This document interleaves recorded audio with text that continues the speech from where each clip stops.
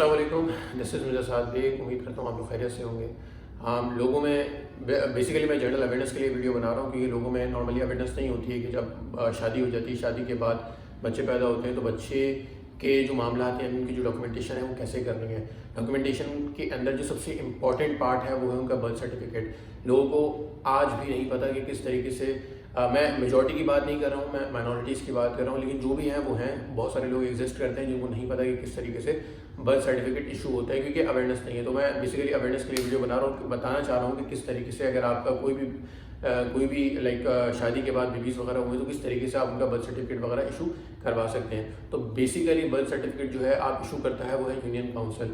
नादरा के अंडर में इदारा है, यानी जो टाउन्स के अंदर जो यूनियन काउंसिल के जो ऑफिस होते हैं बेसिकली, क्योंकि हमारा जो स्ट्रक्चर है स्पेशली पाकिस्तान को उस तरीके से लाइक मेंट है कि डिवीजन हुई है, उस डिवीजन डिस्ट्रिक्ट है, डिस्ट्रिक्ट के अंदर टाउन्स होते हैं, टाउन्स ही इशू करते हैं। और टाउन जो भी जिस इलाके में भी जिस डिस्ट्रिक्ट में भी आपका घर है वहाँ पे जो नियरेस्ट टाउन है वो आपको जो है लाइक बर्थ सर्टिफिकेट बच्चों का इशू करेगा और वही आपको मैरिज सर्टिफिकेट वगैरह भी इशू करता है। लाइक जब भी आपकी शादी होती है और आप जो है जिस घर में ऑफकोर्स लेकर आते हैं तो वहाँ से जो नियरेस्ट टाउन होता है वहीं पे आप अपनी रिक्वेस्ट लगाते हैं मैरिज सर्टिफिकेट की और वही आपको मैरिज सर्टिफिकेट देते हैं। लाइक जो वो MRC होता है जो कंप्यूटराइज होता है इसी, और जो बर्थ सर्टिफिकेट है वो भी वही टाउन वगैरह इशू करेगा। अच्छा, उनकी रिक्वायरमेंट क्या है?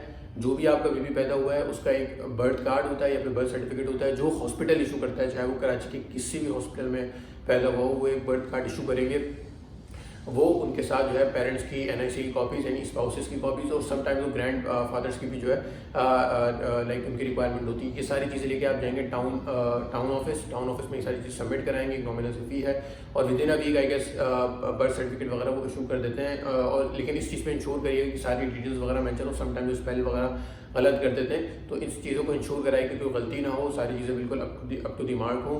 तो इस तरीके से आप जो है जो बर्थ सर्टिफिकेट है वो इशू करवा सकते हैं और स्टेम्प्स वगैरह भी उसके ऊपर मेंशन होती है। दैन फिर उसके बाद अगर आपको उसको अटेस्ट करवाना है फर्दर ऑथेंटिकेशन के लिए तो आप वो भी मुफ्त से करवा सकते हैं क्योंकि नादरा के अंदर तो ऑलरेडी उनका डेटा अवेलेबल होता है। तो ये तरीक़ेकार है कि इस तरीके से आप बर्थ सर्टिफिकेट वगैरह को इशू करवा सकते हैं। अच्छा, इस चीज़ को नहीं भूलिएगा कि यार जब भी आपका बेबी पैदा होता है तो उनकी डॉक्यूमेंटेशन जो हॉस्पिटल की जो डॉक्यूमेंट है उसको भी फुलफिल करिएगा, यानी जो बर्थ सर्टिफिकेट या जो बर्थ कार्ड होता है वो इंश्योर करिएगा कि वो बिल्कुल करेक्ट हो, उसके अंदर भी कोई लाइक जो डेट ऑफ बर्थ जो टाइमिंग है, इसके अलावा जो मतलब जो सारी डिटेल्स हैं वो सारी उसमें अप टू द मार्क हो।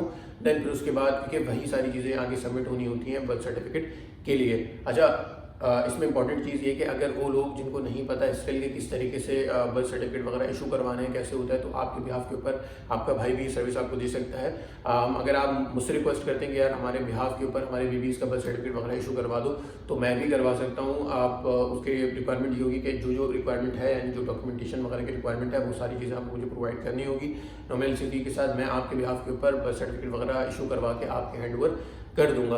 तो इस तरीके से आपका जो भी मामला हैं यानी बर्थ सर्टिफिकेट से रिलेटेड वो सारी चीज़ें इसमें कवर हो जाएंगी। आई होप कि इसके अंदर मैंने सारी चीज़ें कवर कर ली होंगी बर्थ सर्टिफिकेट से रिलेटेड। इसके अलावा भी अगर कोई इशू, कोई कंसर्न या कोई भी क्वेरीज हो तो आप मुझे कमेंट में बता सकते हैं। कोशिश मेरी यही रहती है ज़्यादा से ज़्यादा कि मैं क्लैरिटी दूँ लोगों को ताकि लोगों को कोई प्रॉब्लम ना हो और उनको वो अवेयर हो जाए हर सिचुएशन के हिसाब से।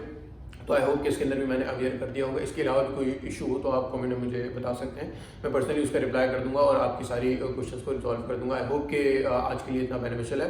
बाकी इंशाल्लाह आपसे मिलता हूँ नेक्स्ट वीडियो में। Thank you.